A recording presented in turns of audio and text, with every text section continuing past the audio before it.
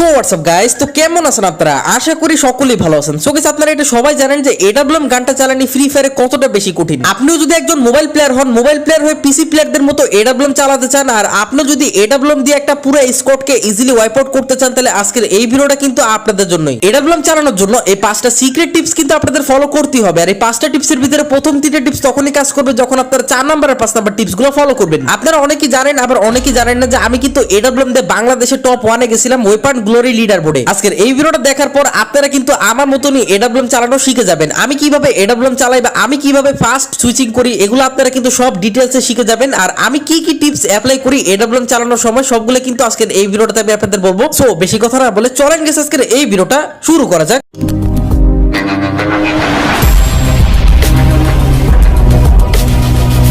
Tips number 1, important sniper settings. মানে guess আপনার কিন্তু স্নাইপার চালানোর জন্য কিছু ইম্পর্টেন্ট সেটিংস করতে হবে, তাহলে আপনারা কিন্তু স্নাইপার খুবই ফাস্ট চালাতে পারবেন। কি কি সেটিংস গুলো করতে হবে আমি আপনাদের এখনই দেখাই দিছি। আপনারা কিন্তু প্রথমে সেটিংসে চলে যাবেন, এরপরে কিন্তু গেস এদিক থেকে আপনারা কিন্তু কন্ট্রোলে এসে পড়বেন। কন্ট্রোলে আসার পর কিন্তু এদিকে একটা সেটিংস দেখতে পারবেন, হোল্ড ফায়ার টু স্কোপ। এই সেটিংসটা কিন্তু আপনাদের ঠিক এরকম ভাবে অফ দেওয়া থাকবে। এই সেটিংসটা অফ দেওয়া থাকলে কিন্তু গেস আপনাদের অনেক বড় একটা ভুল হয়ে গেছে। আপনারা কিন্তু এরকম ভাবে কিন্তু এডাব্লিউএম চালাতে পারবেন না। মানে গেস আপনাদের কিন্তু স্কোপ ওপেন হবে না, প্লাস গাইস আপনাদের কিন্তু এডাব্লিউএম বারবার রিলোড করবে। অবশ্যই কিন্তু এই ভিডিওটাকে একটু অফ করে দিয়ে কিন্তু আপনারা হোল্ড ফায়ার টু স্কোপ সেটিংসটাকে ফ্রি ফায়ারে ঢুকে গিয়ে কিন্তু অন করে দেন, নালে কিন্তু গাইস আপনারা এডাব্লিউএম চালাতে পারবেন না। এই সেটিংসটাকে অন করার পর কিন্তু আপনাদের এডাব্লিউএম এর স্কোপ ওপেন হবে, প্লাস গাইস আপনারা কিন্তু খুবই ফাস্ট সুইচিং করে কিন্তু এডাব্লিউএম চালাতে পারবেন। আগে এই সেটিংসটাকে করে আসেন, তারপরে আমি কিন্তু এই ভিডিওটা কন্টিনিউ করব। ठीक है भाई ओके भाई ठीक है भाई मैं चलता हूं ओके ओके আশা করি আপনারা এই সেটিংসটাকে করে নিছেন। তারপর আপনারা কিন্তু গাইস এদিকে সেটিংসে যাবেন, আরেকটা সেটিং আছে তো সেটা দেখে দিছি। তো গাইস আপনারা যারা কম টাকায় ডায়মন্ড টপ আপ করতে চান তারা এখনই চলে যান টপ আপ ফেয়ার ওয়েবসাইটে। এই ওয়েবসাইটে আপনারা 100% ট্রাস্টের সাথে ইউআইডি তে ডায়মন্ড টপ আপ করতে পারবেন। এছাড়া থেকে কিন্তু উইকলি মান্থলির অনেক ধামাকেদার অফার চলতেছে, আপনারা কিন্তু এদিক থেকে অনেকগুলো উইকলি মান্থলি করে রাখতে পারেন। এছাড়া guys top up fair website থেকে আপনারা কিন্তু গ্রামীণ এয়ারটেলের জিবি এমবির প্যাকও কিনতে পারবেন। কিভাবে টপ আপ ফেয়ার ওয়েবসাইট থেকে আপনারা ডায়মন্ড টপ আপ করবেন তা নিয়ে কিন্তু বিস্তারিত ভিডিও ওয়েবসাইটে পেয়ে যাবেন। বাই চান্স যদি কোনো সমস্যা হয় তাহলে হোয়াটসঅ্যাপে ক্লিক করে তাদের সাথে যোগাযোগ করতে পারেন। ওয়েবসাইটের লিংক ভিডিও ডেসক্রিপশন বক্সে এবং পিন কমেন্টে পেয়ে যাবেন। এরপরে কন্ট্রোলে এসে পড়বেন। কন্ট্রোলে আসার পর কিন্তু এদিকে দেখতে পারবেন কাস্টম হার্ড। তো কাস্টম হার্ডে কিন্তু একটা ক্লিক করে দিবেন। কাস্টম হার্ডে আসার পর আপনারা কিন্তু একটা যে কোনো ইউজলেস বাটন খুঁজবেন। ইউজলেস বাটন বলতে যেই বাটনটা দিয়ে আপনি কোনো কাজ করেন না ওই বাটনটা কিন্তু নিবেন। যেমন আমি কিন্তু আমার পেটের ইমোজির একটা বাটন নিছি। তো পেটের ইমোজি মানে পেটের ইমোট আমরা কে দেই, তো এই কারণে কিন্তু গাইস আমি বাটনটা নিছি। আর এই বাটনটা নিয়ে কিন্তু গাইস আপনাদের একদমই মাঝখান বরাবর সেট করতে হবে, একদমই মিডল বরাবর সেট করে কিন্তু এই বাটনটার সব থেকে যে ছোট সাইজটা মানে গাইস একদমই কিন্তু লাস্ট সাইজে আপনাদের সিলেক্ট করতে হবে। তো এদিকে দেখেন আমি কিন্তু আমার পেটের ইমোজির যে বাটনটার সব থেকে ছোট সাইজটা সিলেক্ট করে নিছি। এখন গাইস আমি আপনাদের একটা রিয়েলিটি দেখাই যে আমরা কিন্তু যখনই অন্য কোনো গান হাতে নেই তখনই কিন্তু আমাদের একটা ক্রসহেয়ার থাকে, আর এই ক্রসহেয়ার দ্বারা আমরা কিন্তু বুঝতে পারি যে এনিমিকে কোন জায়গায় মারলে কোন জায়গায় ড্যামেজটা লাগবে। এডাব্লিউএম গানটা হাতে নিলে কিন্তু ক্রসহেয়ারটা গায়েব হয়ে যায়। তো এই ক্রসহেয়ার যেহেতু গায়েব হয়ে যায় আমরা বুঝতে পারি না যে এনিমিকে কোন জায়গায় মারলে কোন জায়গায় ড্যামেজটা লাগবে। তো সেই সময় যদি আপনারা যে কোনো একটা ইউজলেস বাটনকে মাঝখানে সিলেক্ট করে রাখেন তাহলে কিন্তু বুঝতে পারবেন যে কোন জায়গায় মারলে কোন জায়গায় ড্যামেজটা লাগবে। Tips number 2, character combination. মানে গেছে আপনার কিন্তু কিছু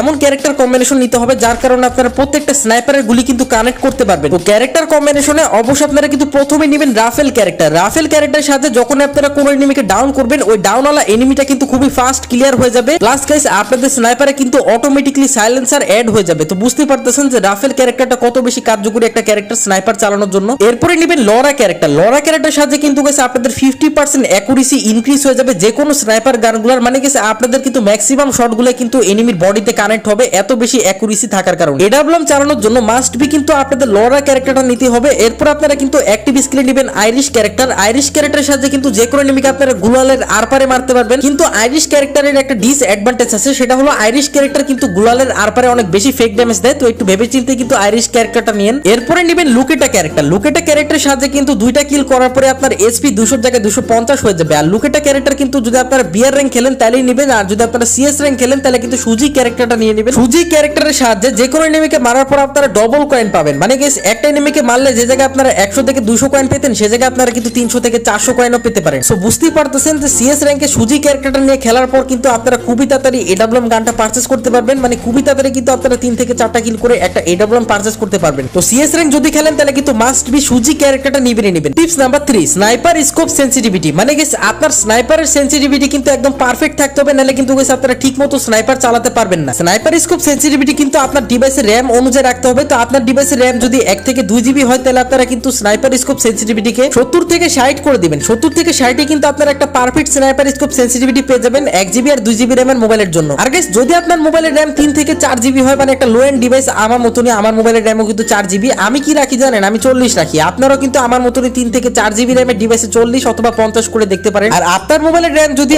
8 জিবি অথবা 12 জিবি হয়, বা আপনি যদি আইফোনে খেলেন, তাহলে কিন্তু গাইস আপনার স্নাইপার স্কোপ সেনসিটিভিটি কিন্তু অনেক বেশি কম রাখতে হবে, যেমন 25 অথবা 20 বা 30, ঠিক আছে, এর বেশি কিন্তু রাখা যাবে না। এরই মাঝে আপনারা কিন্তু হাই ডিভাইস গুলোর জন্য একটা বেস্ট সেনসিটিভিটি পেয়ে যাবেন স্নাইপার চালানোর জন্য। স্নাইপার স্কোপ সেনসিটিভিটিকে কম রাখলে এনিমিদের কাছে এম নিয়ে যেতে কিন্তু আপনার দিন পার হয়ে যাবে, মানে গাইস অনেক আস্তে আস্তে কিন্তু এম যাবে। আর যদি আপনারা বেশি রাখেন তাহলে কিন্তু ঠিক এরকম অবস্থা হবে। এই সেনসিটিভিটিকে বেশি রাখলে কিন্তু এম এত বেশি নড়াচড়া করবে, আপনি কই গুলি মারবেন না কিছুই কিন্তু বুঝতে পারবেন না, পরে কিন্তু গাইস আপনি স্নাইপার চালানোই ছেড়ে দিবেন। এইজন্য আপনারা স্নাইপার স্কোপ সেনসিটিভিটিকে খুব বেশিও রাখবেন না, কমও রাখবেন না। বেশি রাখলেও সমস্যা, কম রাখলেও সমস্যা, এই কারণে আপনারা একটা মাঝামাঝি স্নাইপার স্কোপ সেনসিটিভিটিকে রাখবেন। আমি যেই সেন্সিগুলো দিলাম আপনারা কিন্তু ওগুলো ট্রাই করতে পারেন, বা নিজের মতন কিন্তু সেন্সি বানাতে পারেন। আর হ্যাঁ, হোয়াটসঅ্যাপ চ্যানেলে ফেসবুক পেজে ফলো করতে ভুলবেন না, এখনো কিন্তু হোয়াটসঅ্যাপ চ্যানেল আর ফেসবুক পেজে অনেকেই ফলো করেননি। Tips number 4, fast switching technique, মানে গাইস কিভাবে আপনারা খুবই ফাস্ট সুইচিং করে এডব্লিউএম চালাবেন। ফাস্ট সুইচিং দুই ভাবে করা যায়। প্রথম ভাবে হলো গাইস আপনারা কিন্তু উইদাউট স্কোপে ফাস্ট সুইচিং করতে পারবেন, আর দ্বিতীয় ভাবে হলো আপনারা কিন্তু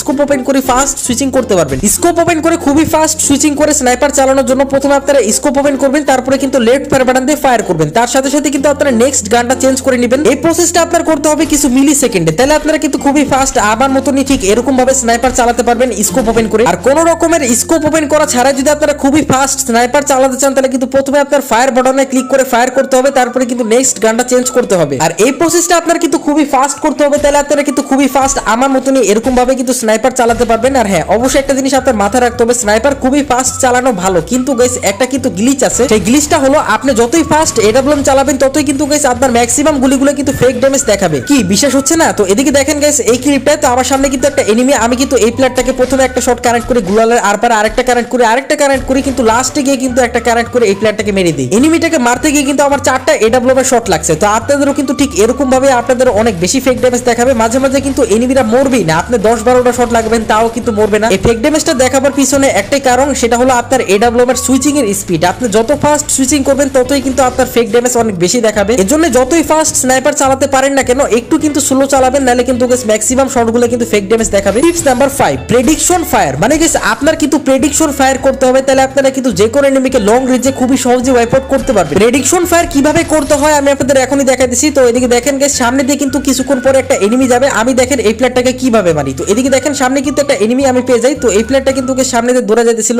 ওই সময় আমি কি করি, আমার এমটাকে কিন্তু একটু আগে নিয়ে যাই, আর এই প্লেয়ারটাকে ফায়ার দিয়ে কিন্তু ইজিলি এই প্লেয়ারটাকে ওয়াইপ আউট করে ফেলি। তো আপনার প্রেডিক্ট করতে হবে যে এনিমিটা কোন জায়গায় যাবে, মানে গাইস আগে থেকে কিন্তু আপনার এমটা ওদিকে নিয়ে রাখতে হবে, তারপরে আপনারা কিন্তু ফায়ার দিয়ে ওই প্লেয়ারটাকে মারতে পারবেন। প্রেডিকশন ফায়ারের সাহায্যে আপনারা কিন্তু লং রেঞ্জের এনিমিগুলোকে খুবই সহজেই ওয়াইপ আউট করতে পারবেন। আমি আশা করি একটু ভালো মতো এক্সপ্লেন করতে পারছি, মানে বুঝাতে পারছি। এর জন্য অবশ্যই কিন্তু আপনার মাস্ট বি প্রেডিকশন ফায়ার করা শিখতেই হবে। সো গাইস সিএস র্যাঙ্কের এমন 5টি মিস্টেক, যে মিস্টেকগুলো করার কারণে আপনারা কিন্তু প্রত্যেকটা সিএস র্যাঙ্ক ম্যাচে হেরে যান। তো এই মিস্টেকগুলো জানতে হলে এখন এই ভিডিওটাতে ক্লিক করেন। দেখা হচ্ছে এই ভিডিওটাতেই। আল্লাহ হাফেজ।